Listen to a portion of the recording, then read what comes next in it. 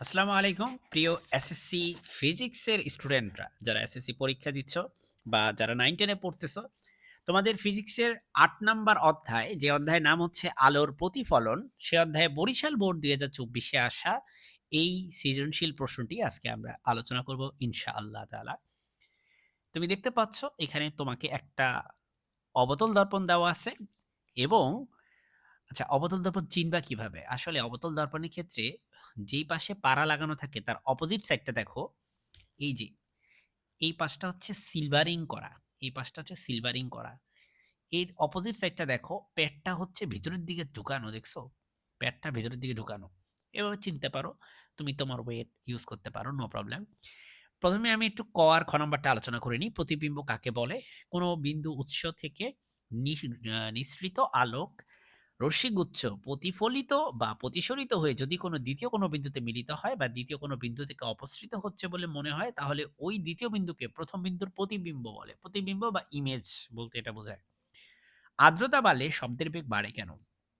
বায়ুর আর্দ্রতা বৃদ্ধি পেলে শব্দের বেগ বৃদ্ধি পায়। এজন্য শুষ্ক বায়ুর চেয়ে ভেজা বায়ুতে শব্দের বেগ বেশি। আর্দ্র বায়ুর ঘনত্ব শুষ্ক বায়ুর ঘনত্বের তুলনায় কম বলে এরূপ ঘটে। সো আর্দ্রতা বাড়লে শব্দের বেগ বাড়ে কেন? মূল ঘটনা হচ্ছে যে আসলে আর্দ্র যেই বায়ু, সে আর্দ্র বায়ুতে আসলে শব্দের বেগ বেশি। এজন্য আসলে আর্দ্রতা বা ভেজা বায়ুতে শব্দের বেগ বেশি। তবে এক্সপ্লেনেশনটা খুব একটা ভালো হয় নাই, টু বি অনেস্ট। আরো সুন্দর করে ব্যাখ্যা করা যেত। সো এখানে দেখো, উদ্দীপকে লক্ষ্যবস্তুর বিবর্ধন নির্ণয় করো। মাই ডিয়ার স্টুডেন্টস, এখানে এই যে একটা বস্তু আছে, এই বস্তুটার তোমার কত দূরে আছে দর্পণ থেকে? অবতল দর্পণ থেকে ৮ সেন্টিমিটার দূরে আছে। দেখো ওয়াই পি এই দূরত্বটা হচ্ছে ৮ সেন্টিমিটার। তাহলে এটা হচ্ছে লক্ষ্যবস্তুর দূরত্ব। এটাকে আমরা ইউ বলবো। এই যে দেখো ইউ, ইউ হচ্ছে কি? লক্ষ্যবস্তুর দূরত্ব। আবার তোমাকে বলছে বিবর্ধন কতটুকু হবে? বিবর্ধন, তাই না? বিবর্ধন বের করবা। তো বিবর্ধন বের করতে হইলে তোমার বিবর্তন মানে এম। তাহলে আমি একটু সূত্রটা যদি একটু লিখি, যে এম ইকুয়াল টু হচ্ছে তোমার মাইনাস ভি বাই ইউ। তো ইউ তো তোমার ৮ সেন্টিমিটার দেওয়াই আছে, কিন্তু তোমাকে ভি তো বের করতে হবে। ভি কিভাবে বের করবা? দেখো, ও বিন্দু হচ্ছে বক্রতার কেন্দ্র। এই বক্রতার কেন্দ্র থেকে এই যে দর্পণের দূরত্বটা, এটাকে বলি আমরা বক্রতার ব্যাসার্ধ। এই ব্যাসার্ধটা হচ্ছে ১২ সেন্টিমিটার, তাই না? ১২ সেন্টিমিটার। তাহলে ফোকাস কত হবে? ফোকাস হচ্ছে এই এই বক্রতার ব্যাসার্ধের অর্ধেক, তার মানে ৬ সেন্টিমিটার হচ্ছে ফোকাস। একটু দেখো, এই যে এখানে তোমার লক্ষ্যবস্তুর দূরত্ব তো ৮ সেন্টিমিটার জানি আমরা। তাহলে বললাম না, ফোকাস হচ্ছে কি? বক্রতার ব্যাসার্ধ ১২ সেন্টিমিটার দেওয়া আছে এখানে। সেই ১২ কে তুমি ২ দিয়ে ভাগ করবা। এই ১২ সেন্টিমিটারকে এটাকে ২ দিয়ে ভাগ করলে এটাই হচ্ছে তোমার ফোকাসের দূরত্ব বা ফোকাস দূরত্ব। তো বিম্বের দূরত্ব তোমার লাগবে। কেন বিম্বের দূরত্ব লাগবে? ওই যে তোমাকে একটু আগে বললাম, বিবর্তন বের করতে গেলে বিম্বের দূরত্ব লাগে আর লক্ষ্যবস্তুর দূরত্ব লাগে। আর লক্ষ্যবস্তুর দূরত্ব ডিরেক্ট দেওয়া আছে, কিন্তু বিম্বের দূরত্বটা ডিরেক্ট দেওয়া নেই। সেটা তোমাকে বের করতে হবে এই ফর্মুলাটা ইউজ করে। তো মাই ডিয়ার স্টুডেন্টস, এই ফর্মুলাটায় তুমি ভি বের করতে হইলে ইউ এর মান তুমি বসাও ৮ আর ফোকাসের মান বসাও ৬।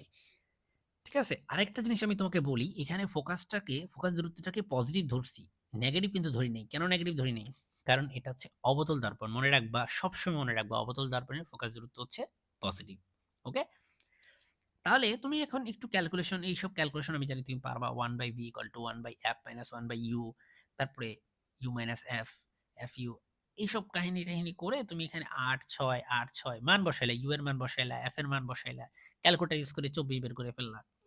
তারপরে এই যে v পাইছো ২৪, ২৪ বসাই দাও এখানে। আর u হচ্ছে ৮, ৮ বসায় দাও, ২৪ কে ৮ দিয়ে ভাগ করলে হয় ৩। তার মানে -৩। তার মানে বোঝা গেল বিবর্ধনের মান হচ্ছে কত? -৩। সো অতএব লক্ষ্যবস্তুর বিবর্ধনের মান হচ্ছে ৩, যা ১ অপেক্ষা বড়। তার মানে বস্তুর থেকে বিম্বটা হচ্ছে সাইজে বড় হবে আরকি। ঠিক আছে? সাইজে বড় হবে। এজন্য হচ্ছে ৩, ১ এর বেশি মানে হচ্ছে বিম্বর সাইজ বড়।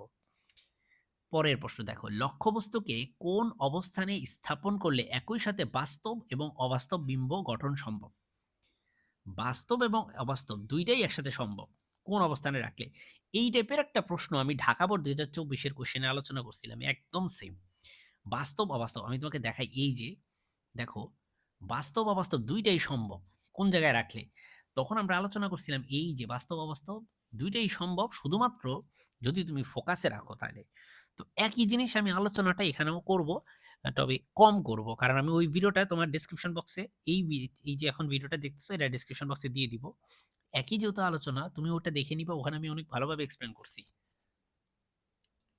তো এই জায়গায় তুমি যদি খেয়াল করো তাহলে দেখতে পাবা যে এই যে আমি কিন্তু বস্তুটাকে ফোকাসে রাখছি। ফোকাসে রাখলে একটা আলোক রশ্মি বক্রতার কেন্দ্র দিয়ে এমনে যায়, গিয়ে দর্পণে বাধাপ্রাপ্ত হয়ে আবার ফিরে আসে।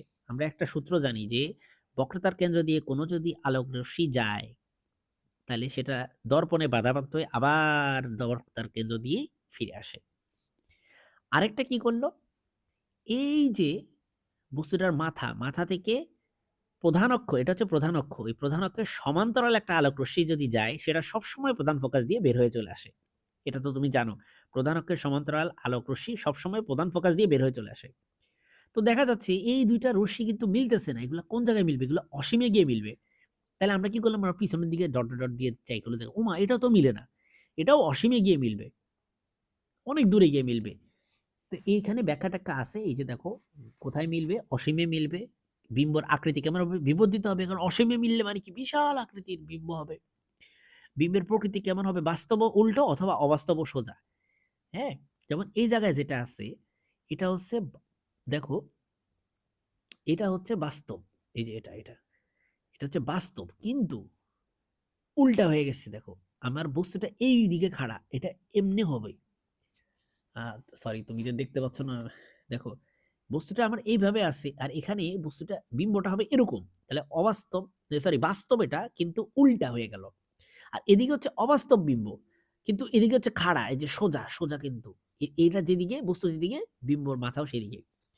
তো আমি যেটা বললাম যে আমি ঢাকা বোর্ড 24-এ কিন্তু নাম্বার প্রশ্নে খুবই ডিটেলস আলোচনা করছি। আমি তোমাকে এই ডেসক্রিপশন বক্সে সেটা দিয়ে দিচ্ছি, তুমি দেখে ফেলো, দেখবা আরো বেটার বুঝতে পারবা ইনশাল্লাহ। তো যাই হোক, আমি এখানে চেষ্টা করছি ভালো মতো বুঝাইতে। তোমার যদি কোনো কোশ্চেন থাকে আমাকে জিজ্ঞেস করতে পারো কমেন্টে। আসসালামু আলাইকুম।